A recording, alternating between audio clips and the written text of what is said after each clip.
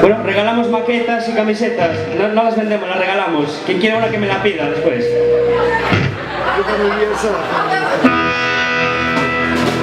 Bueno,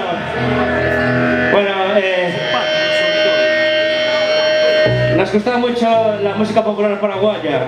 Entonces, desde siempre escuchamos el pájaro campana, el pájaro chauí.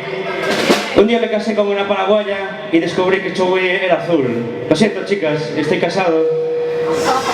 Miguel, que está soltero, hizo esta adaptación, este maridaje entre cultura paraguaya y cultura gallega, que, bueno, vamos a interpretar con todo nuestro cariño, y ahora sí nos vamos ya.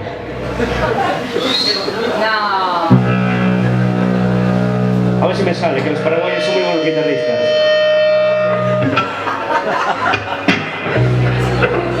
Empieza como el pájaro campana, pero no tenemos arpa.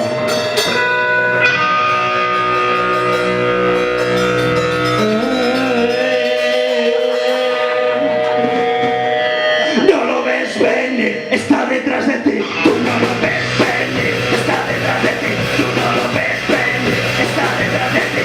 No lo ves venir, está detrás de ti. No lo ves venir, está detrás de ti. Tú no lo ves venir, está detrás de ti.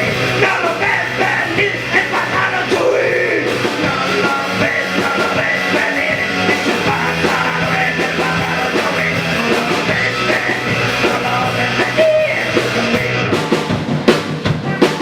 No lo ves venir, el pájaro chauí. Pájaro, es el pájaro chauí. Pájaro, es el pájaro chauí.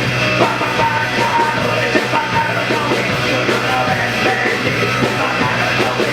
No lo ves venir, no lo ves venir. No lo ves venir, el pájaro chauí. No lo ves venir, es el pájaro chauí.